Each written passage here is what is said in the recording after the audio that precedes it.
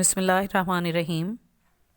Dear listeners, ہمارا آج کا ٹاپک ہے importance and utility of agriculture sector in Pakistan, یعنی آج ہم پاکستان کی زرعی ترقی کے بارے میں جانیں گے کہ پاکستان میں زراعت کو کیوں خاص اہمیت حاصل ہے اور ملک کی آمدنی میں زراعت کا کیا کردار ہے۔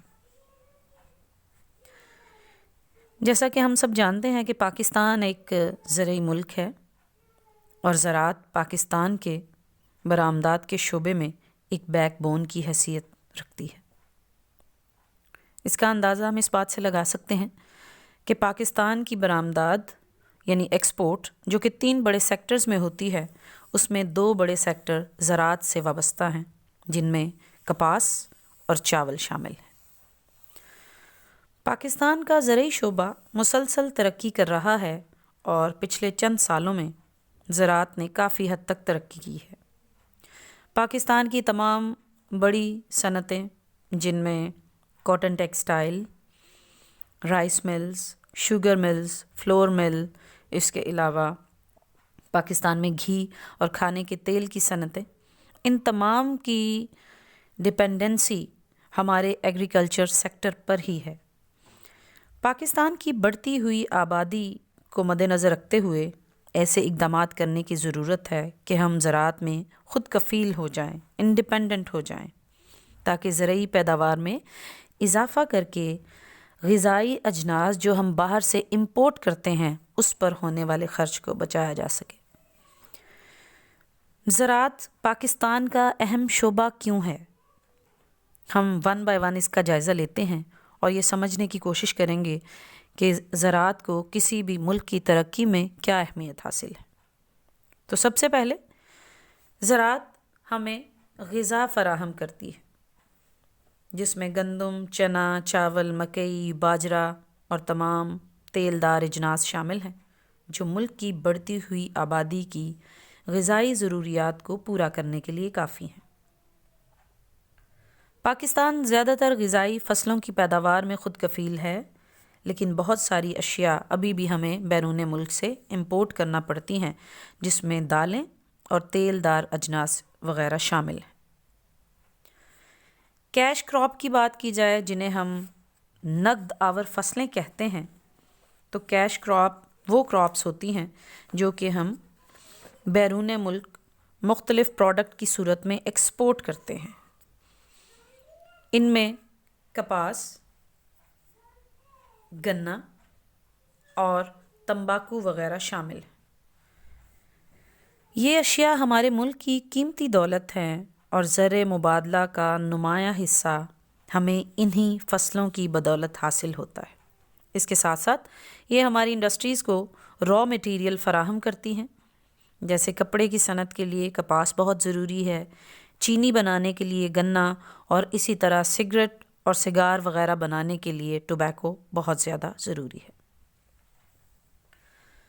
زرعی ترقی میں اگلا کردار پھل اور میوہ جات کا ہے، جو کہ پاکستان کی آبادی کی ضرورت ہے۔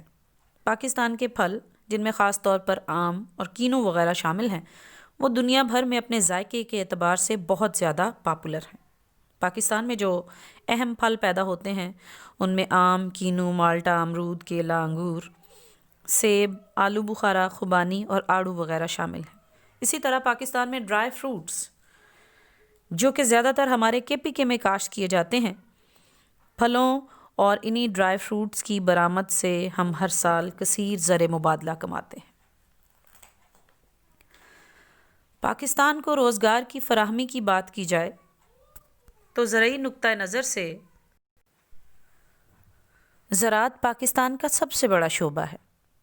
ملک کی آبادی کا تقریباً 42% حصہ اور دیہی آبادی کا تقریباً 60% حصہ ایگریکلچر ڈیولپمنٹ سے ہی وابستہ ہے، اور پاکستان کی ٹوٹل لیبر فورس کا 45% حصہ اسی کے اوپر ڈپینڈنٹ ہے۔ اسی طرح ہم اپنی نیشنل انکم کی بات کریں تو ہمارے GDP میں تقریباً 24% حصہ زرعی شعبے سے حاصل ہوتا ہے، اور ان میں زیادہ تر پارٹ جو ہے وہ لائف سٹاک کا ہے، جو کہ پاکستان کی ایکسپورٹ کا ایک بڑا شعبہ ہے، جو چمڑے کی صنعت کہلاتی ہے۔ حکومت اس شعبے کی کارکردگی کو بڑھانے کے لیے کئی اقدامات کر رہی ہے، جن میں خاص طور پر چھوٹے کسانوں کو آسان اقساط پر قرضے کی فراہمی، لائیو سٹاک کے شعبے پر خصوصی توجہ تاکہ لوگوں کا سٹینڈرڈ آف لائف جو ہے وہ بہتر کیا جا سکے۔ اسی طرح پاکستان کی معاشی ترقی، صنعتی اور تجارتی ترقی کا انحصار بھی زراعت کے اوپر ہی ہے۔ موجودہ دور میں زراعت کو جدید مشینوں اور جدید تقاضوں کے مطابق ترقی دی جا رہی ہے۔ اس میں سب سے اہم بات کہ جو ہماری زراعت کو مزید بہتر کرنے میں اپنا کردار ادا کر رہی ہے وہ ہے اچھے بیجوں کا استعمال۔ زراعت کی ترقی کی ایک اہم وجہ اچھے اور زیادہ پیداوار دینے والے بیجوں کا استعمال ہے۔ حکومت فی ایکڑ اور مجموعی ملکی پیداوار میں اضافے کے لیے اچھے اور معیاری بیج بروقت فراہمی کے لیے ہر ممکن اقدامات کر رہی ہے۔ اس سلسلے میں ہماری ایگریکلچرل یونیورسٹیز اپنا کردار ادا کر رہی ہیں، جہاں پر ہمارے ایگری سائنٹسٹ مزید اچھے بیج جو کہ پاکستان کی زمین اور کلائمیٹ سے مطابقت رکھتے ہوں پیدا کرنے کی کوشش کر رہے ہیں۔ آبپاشی کا نظام پاکستان کا تقریباً 150 سال پرانا ہے، جو منگلا اور تربیلا جیسے بڑے ڈیموں کے علاوہ کئی اور آبپاشی اور لنک کینال پر مشتمل ہے۔ پاکستان میں اس وقت زیادہ تر زیر کاشت رقبے کا انحصار ہمارے اسی کینال سسٹم پر ہے۔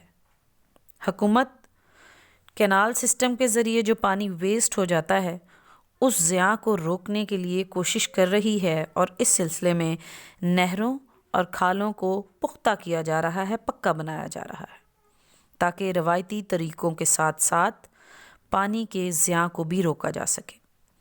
ہمارے ناہموار کھیتوں کی وجہ سے بھی بہت سارا پانی ضائع ہو جاتا ہے اور زمین ویسٹ ہو جاتی ہے۔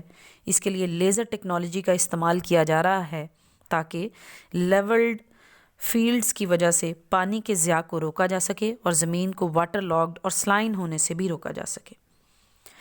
جدید طریقہ جو کہ سپرنکلز اور ڈرپ جیسے منصوبے ہیں، حکومت ان کے لیے بھی سنجیدہ ہے کہ ہم بھی بڑے پیمانے پر ان طریقوں کو استعمال کریں اور اس طریقے سے آب پاشی کر کے پانی کے ضیاع کو روکا جا سکے۔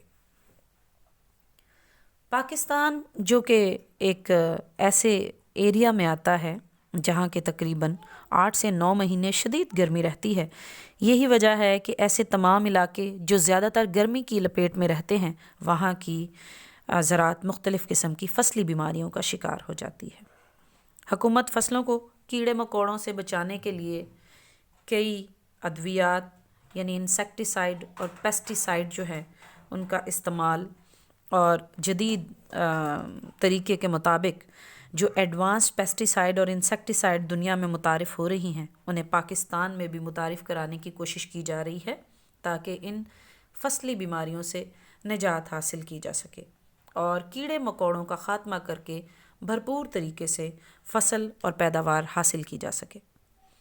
جب ہم بہترین کھادوں کا استعمال کریں گے ہماری زراعت میں اضافہ مزید ممکن ہو سکے گا۔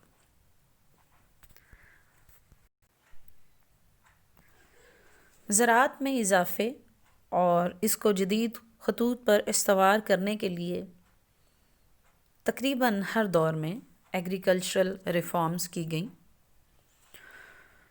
فار ایگزامپل ایوب خان کے زمانے میں، بھٹو کے زمانے میں اور ضیاء الحق کے زمانے میں ایگریکلچرل ریفارم کو یقینی بنایا گیا، جس میں انتشار اراضی کو اشتمال اراضی میں چینج کیا گیا۔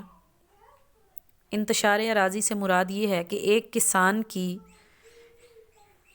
جو کھیت ہیں وہ مختلف جگہوں پر سکیٹرڈ فارم میں موجود ہیں، ان کو مرج کر کے اسے ایک ہی جگہ پر یہ الاٹمنٹ کر دی جاتی تھی اور اسے اشتمال اراضی کا نام دیا گیا تاکہ وہ کسان ایک ہی جگہ پر کنسنٹریشن کے ساتھ اپنا کام کر سکے۔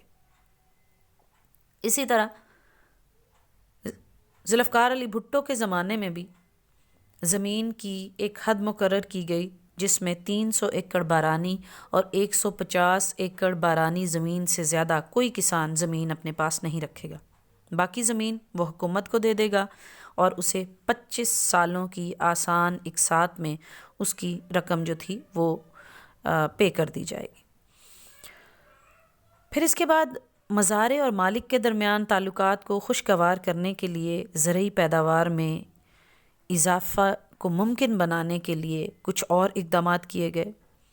جو باقی ماندہ زمین مالک سے لی گئی وہ اسی زمین پر کام کرنے والے پیزنٹس یا مزاروں میں تقسیم کر دی گئی۔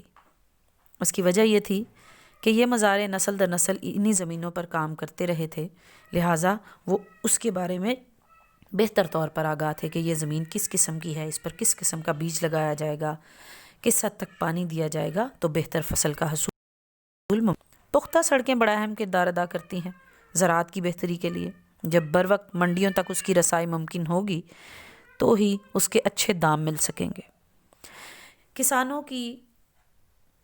کسانوں کے بچوں اور کسانوں کو تعلیمی سہولیات سے آراستہ کرنے کے لیے بھی اقدامات کیے جا رہے ہیں تاکہ زراعت کو جدید طریقوں کے بارے میں ان کو نہ صرف بتایا جائے بلکہ زراعت میں بہتری آئے۔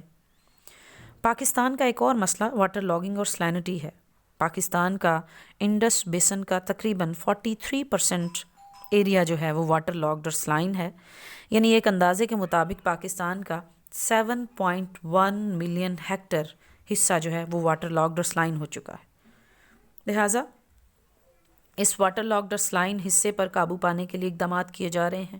اس سلسلے میں مزید منصوبہ بندی کی ضرورت ہے تاکہ کسان اپنے بیکار اوقات میں مصروف رہیں اور اپنی آمدنی میں اضافہ کریں۔ اس مقصد کے لیے وہ گھریلو صنعتوں کو فروغ دیں اور کئی ایسے شعبے اختیار کریں جن کا بالواسطہ تعلق جو ہے وہ زراعت سے ہے۔ اللہ تعالیٰ نے پاکستان کو بہت خوبصورت موسموں سے نوازا ہے۔ پاکستان میں فصلوں کے 2 بڑے موسم ہیں۔ پہلا موسم فصل خریف یا موسم گرما کی فصلیں ہیں جن اکتوبر سے دسمبر تک کاٹی جاتی ہیں اور جس میں گنا، کپاس، چاول، مکئی اور باجرہ وغیرہ شامل ہیں۔ اسی طرح دوسرا موسم ربی یا موسم سرما کی فصلوں کا ہے جو کہ اپریل سے جون کے دوران کاٹی جاتی ہیں، جن میں گندم، چنا، جو، تمباکو، برسیم اور تیل والے اجناس جو ہیں وہ شامل ہیں۔ حکومت نے زرعی ترقی کو مزید بہتر کرنے کے لیے زرعی بینک کا قیام عمل میں لایا جو کہ 14 دسمبر 2002 کو فیڈرل گورنمنٹ نے ایگریکلچرل ڈیولپمنٹ بینک کو کنورٹ کر کے زرعی ترقیاتی بینک لمیٹڈ میں تبدیل کر دیا۔ اس کے علاوہ پاکستان میں کئی اور تجارتی بینک اور کوآپریٹو بینک بھی زراعت کے لیے قرضہ فراہم کرتے ہیں۔ کسان اپنی مالی حالت کو بہتر کریں، اچھی مشینری خریدیں تاکہ زراعت کو مزید بہتر خطوط پر استوار کیا جا سکے۔ ہوپ سو کہ آپ کو یہ ٹاپک اچھا سمجھ آ گیا ہوگا۔ If you have any problem regarding this topic you can ask me. Thank you so much.